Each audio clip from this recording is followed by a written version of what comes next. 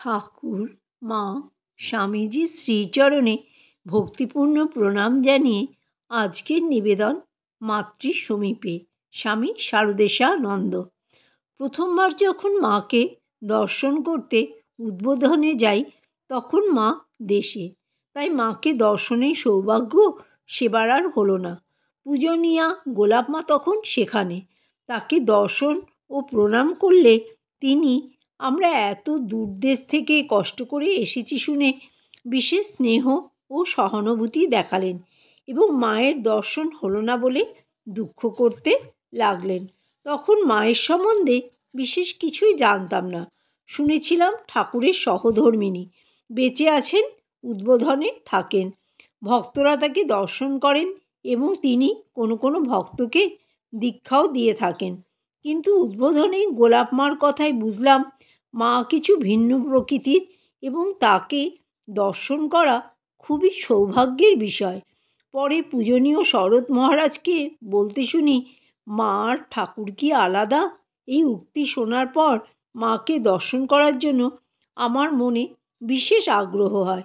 এরপর একবার মায়ের দর্শনে যাব বলে গাড়ি করে হাওড়া স্টেশন পর্যন্ত যায়, কিন্তু যে বন্ধু গাড়িতে তুলে দিতে গিয়েছিল হঠাৎ পড়ে গিয়ে তার একটি হাত ভেঙে যায়। তখন তাকে নিয়েই আবার বাসায় ফিরে আসতে হয়। এর প্রায় 2 বছর পরে আমার জনৈক বন্ধু, তিনি তখন নবাসন গ্রামে ছিলেন, পত্র লিখে জানান জয়রামবাটিতে গিয়ে মাকে দর্শন ও তার কৃপালাভের বিশেষ সুবিধা। ইতিমধ্যে আমার বিশেষ শুভানুধ্যায়ী 2 জন সুহৃদ মায়ের কৃপালাভ করেছেন, একজন উদ্বোধনে, অপরজন জয়রামবাটিতে। তাদের মুখে মায়ের কথা শুনলাম। একদিন স্বপ্নে মায়ের দর্শন হলো। আকস্মিকভাবে মায়ের 3খানি ফটোও পেলাম। তখন মায়ের ফটো পাওয়া খুবই কঠিন ব্যাপার ছিল। জয়রামবাটিতে পূর্বোক্ত বন্ধুর সঙ্গে প্রথম যেদিন সকালবেলায় উপস্থিত হই, মা সেদিন কালী মামার বাড়িতে ছিলেন। মায়ের ঘরের দরজায় জিনিসপত্র রেখে ঠাকুর প্রণাম করে আমরা কালী মামার বাড়ির দরজার সামনে এসেছি। মাও তখন সেই বাড়ি থেকে বের হচ্ছেন।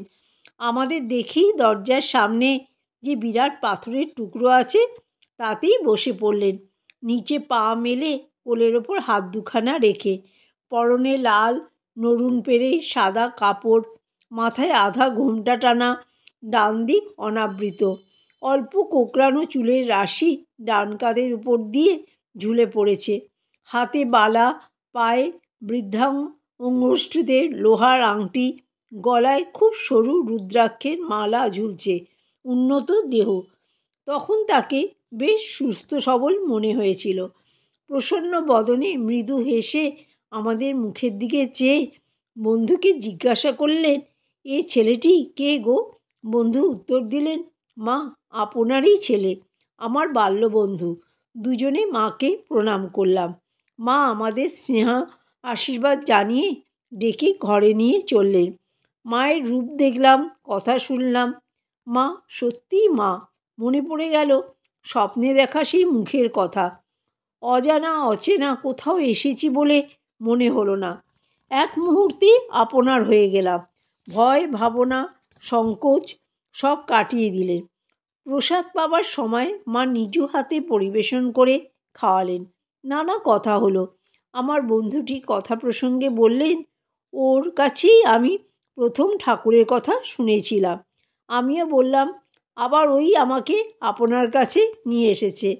মা শুনে খুব খুশি হয়ে বন্ধুকে ডেকে বললেন, ভালোই হলো, ও তোমার উপকার করেছিল, তুমি আবার ওর উপকার করলে। মায়ের করতল ছিল রক্তাভ, অনেকেই তা দেখার সুযোগ পেয়েছেন। পদতলও ছিল লাল, ঠিক স্থলপদ্মের আভা। মাথায় ছিল সুদীর্ঘ ঘন কালো একরাশ চুল, সূক্ষ্ম রেশম সুতোর মতো উজ্জ্বল মসৃণ, সামনের দিকটা অল্প কোঁকড়ানো। সুগঠিত মুখে দীর্ঘ নাসা, অপূর্ব সুন্দর, দৃষ্টি প্রশান্ত, স্থির, কৃপা মাখানো, যা সকলের অন্তরে সর্বদা করুণা বর্ষণ করত। প্রশস্ত উজ্জ্বল কপাল, প্রসন্ন মুখ, দেখলেই চিত্ত শান্ত হয়। শ্যামগৌর রং প্রথমে ছিল উজ্জ্বল, শেষ বয়সে ম্লান হয়ে গিয়েছিল। চেহারা ছিল লম্বা, হাত পাও অপেক্ষাকৃত লম্বা। একটু বাঁ দিকে কাত হয়ে চলতেন ধীরে ধীরে, পরে হাঁটুতে বাত ধরেছিল। সন্ন্যাসী ও গৃহী সকল সন্তানের উপরেই ছিল মায়ের সমান স্নেহ ভালোবাসা।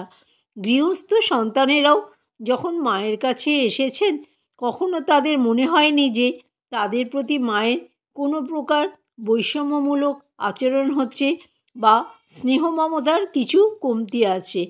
মায়ের সহানুভূতি ও সমবেদনা তাদের সুখ দুঃখের সংসার যাত্রায় অন্তরের দুঃখ বেদনা লাঘব করত ও আনন্দ উৎসাহ বৃদ্ধি করত।